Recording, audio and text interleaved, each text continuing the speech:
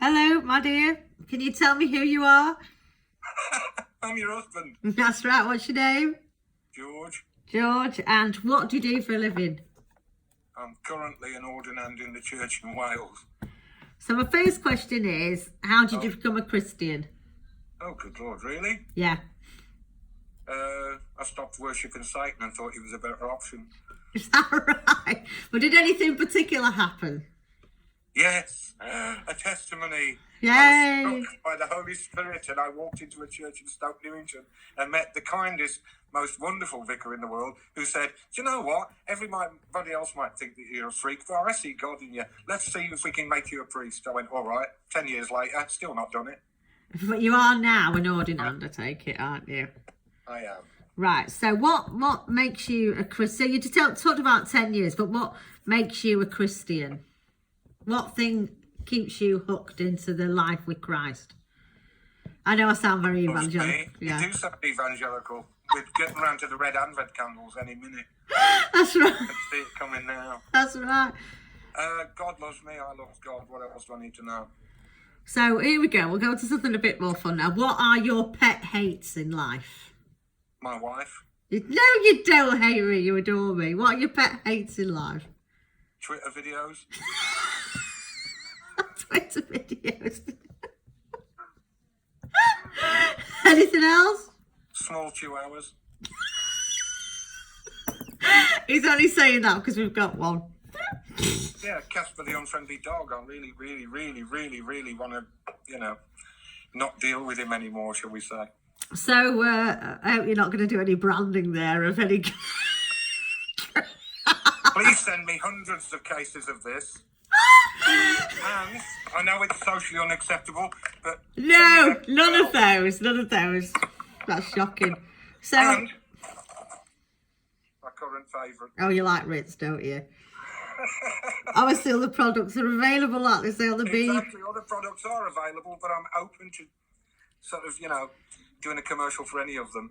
So what challenges do you think there are currently in the church and with, Christianity as a whole? I know this is a big thing to go straight into. Well, it's judgy-wudgy, isn't it? Yeah. It's stuck in the past. It says it wants to move forward, and then it sticks somewhere about the 1970s. Have you found you've been judged for the way you look in Christian Always. circles? Yeah. Always. Have you got an example of that? There's thousands of them, I don't know. You go to a new church, and the welcomers welcome you like, I don't know, you're one of the 4 horsemen of the apocalypse visiting. Which one are you? Are you pestilence or war? I don't really know which book to give you. Yeah?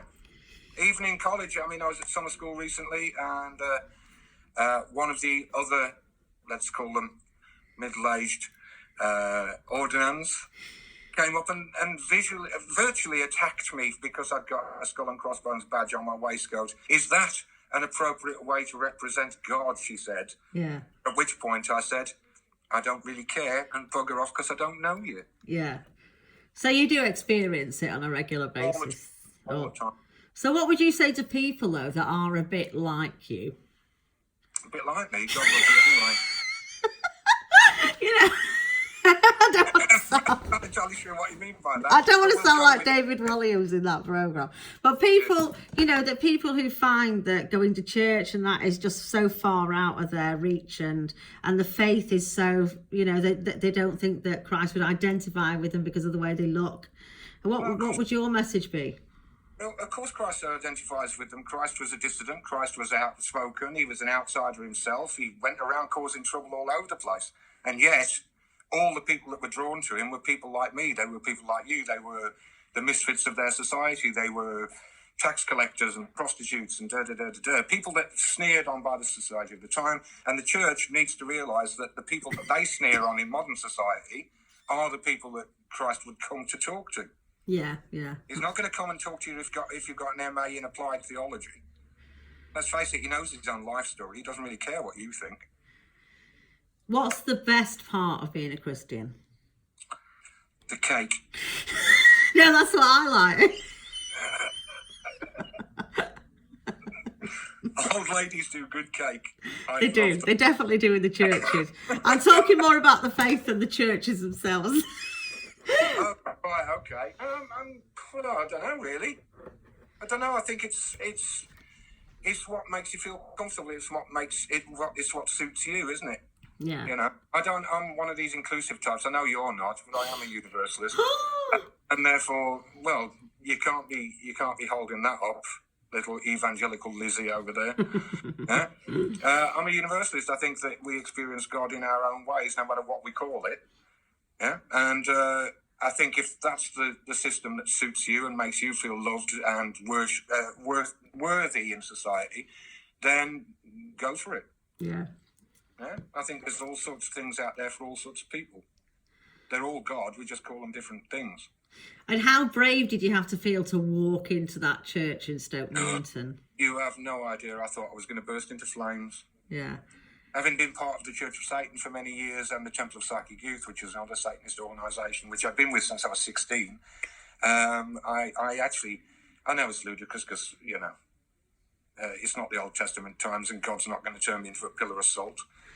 He might turn me into a mouthy Brummie, but he's not going to turn me into a pillar of salt. I'm not from Birmingham, by the way.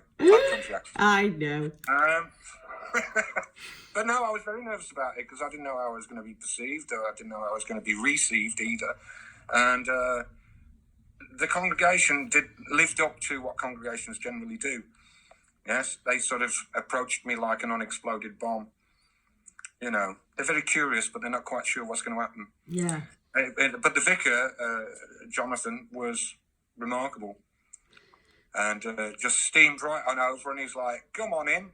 Yeah. Have a cup of tea, tell me about your life. Yes. Yeah? He regretted that when we did confession a few weeks later. But so do you think it's definitely worth people just going for it? And if they feel like they've got something missing in their lives, if they feel like their life isn't quite what it should be, why not? Yeah.